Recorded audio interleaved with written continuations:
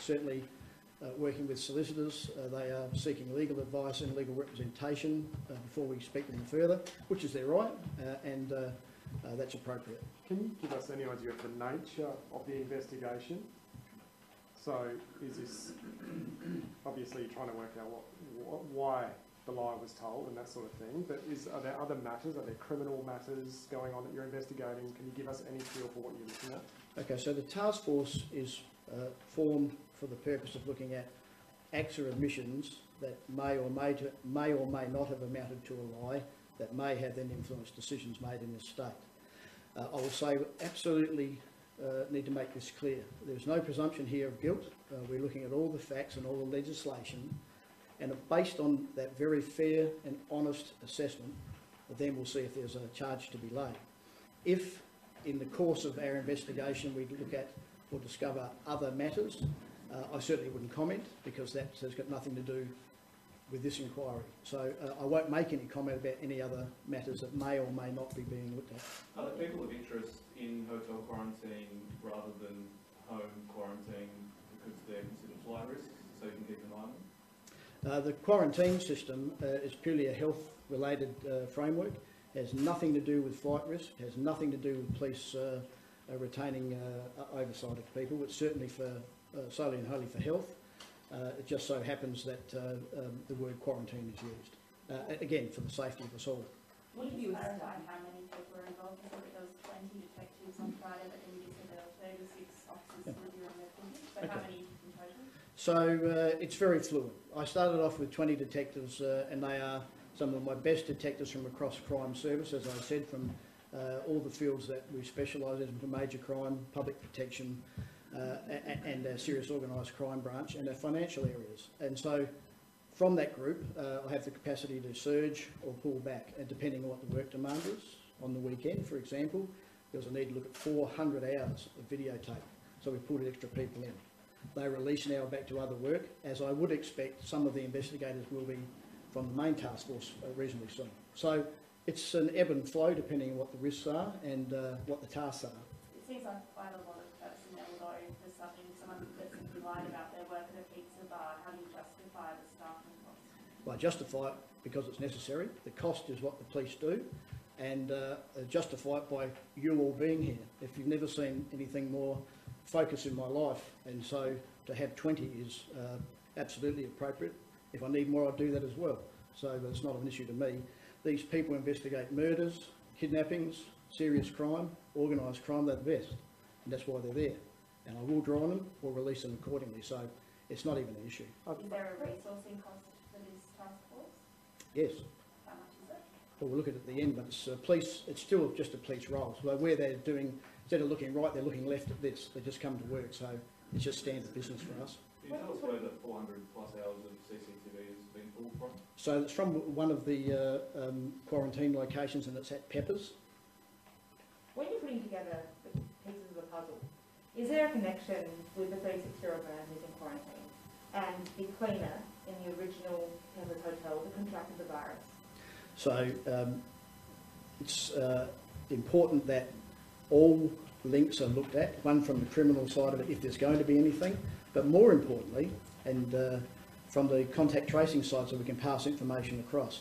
We're not looking, down at Mount Gambier. We know where we're looking, so it's pretty well focused. We know who and what we're looking at, and if we do, by some chance, come across an extra name, then it's pushed across to contact tracing. It may be nothing to do with anything criminal, but for health. But in health, in the sense of health, is there a connection between the cleaner and this 36-year-old man? Can you link that back? Has that link been made already? It's not something I'll comment just today, but I'll take that with me further, because I know you'll want that probably in the next day or two. I'll get together again. Professor Spurrier, she has said a few days ago that all of the information that people provide to contact tracers is completely confidential, and now we've seen this massive task force established that is looking at potentially criminal lines of inquiry. Don't you think, were you nervous that this task force may actually prevent people from telling the truth, or prevent that honest relationship between contact tracers and the people? Yeah, it's a good question, because the very basis of contact, and we were quite aware of that, the very basis of successful contact tracing is that the community has confidence that they can make an approach, have conversations, and not face any penalty or anything of that type. So it's a delicate balance. We have other options of getting the same information, which we're looking at, and then we can use it, but it's information we have anyway. So we are using it for the purpose of driving the focus on the investigation, but also to help with the contact tracing. So it is a balance. It is difficult. Because if this person didn't have COVID and they weren't found by contact tracers, the criminal activity that they were doing never would have, if there is any, would have never come to the surface anyway. Well, that's if there is criminal activity. That's what we're looking at. So we won't know till we look further. But I take you're right. There are competing interests here, which it will be a matter for a court in time. So the Peppers CCTV, is that purely about the pizza bar connection, or is that also helping out Vesperia and others trying to work out the original source of this whole outbreak and cleaner of the two staff? So the CCTV has two purposes. It's mainly for contact tracing, but also provides opportunity to look at what happened in the hotel so far as of any activity that might interest the criminal side. So it's a dual purpose. But more importantly, it's all over with health. What are you doing to get to the bottom of, exactly what are you doing with the pizza bar? Have you ordered that they give you all of their records? Can you kind of break it down and tell us, what steps have been taken by this task force?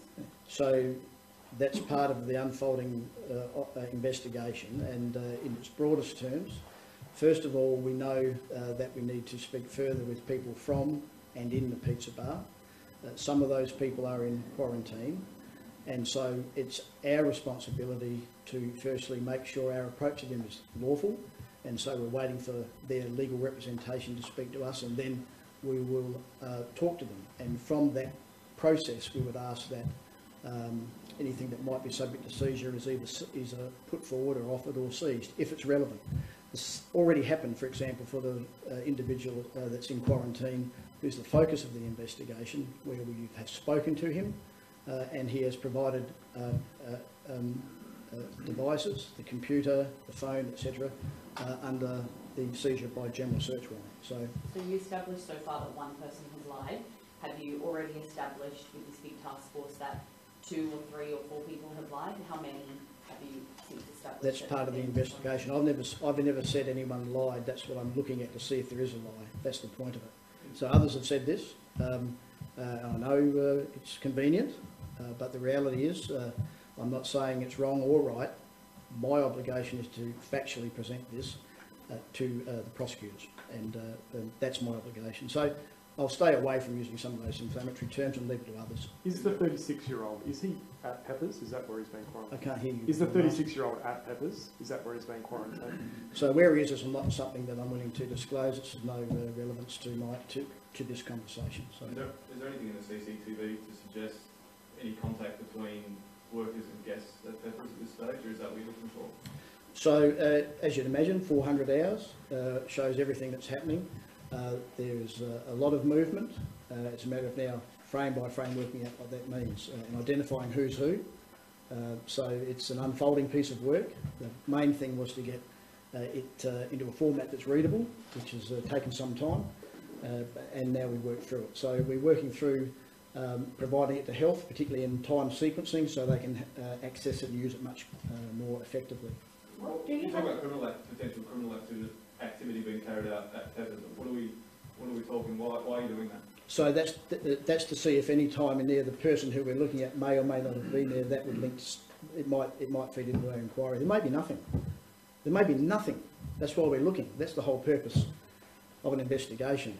I don't have the luxury of presupposing anything, and I would never do that. So we're really stepping back here. There's a lot of emotion and a lot of desire for something to happen, but it will be done carefully. It will be done clinically, and we'll put our case forward. And there may not be a case. Just the same, there may well be. That's the point of the investigation.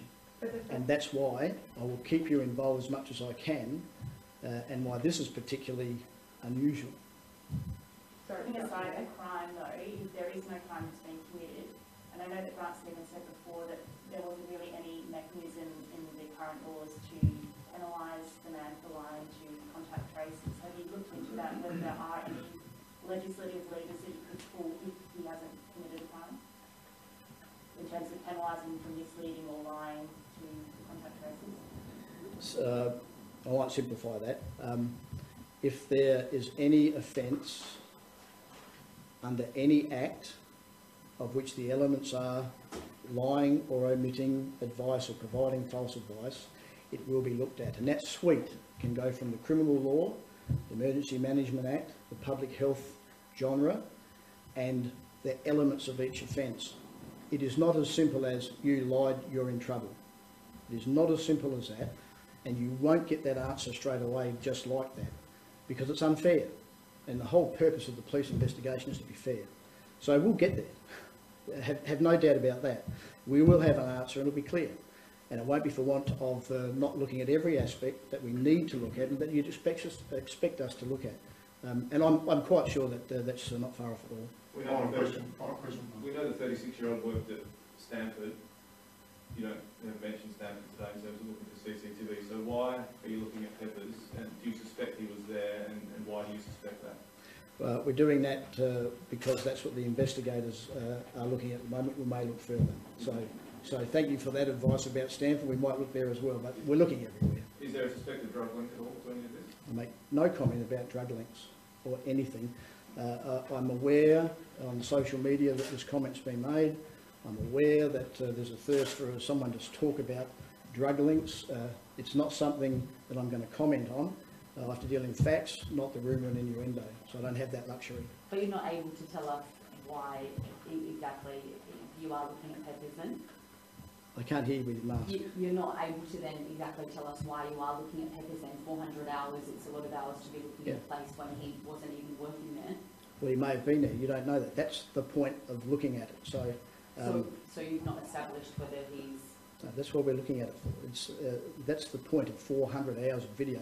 You can imagine it's a daunting task. We'll look at every frame. We'll get there. Okay, thanks, Assistant. Thanks. Okay.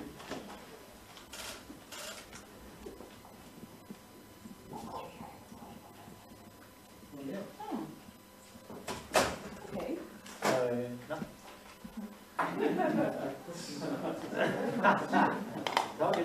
So it's confusing.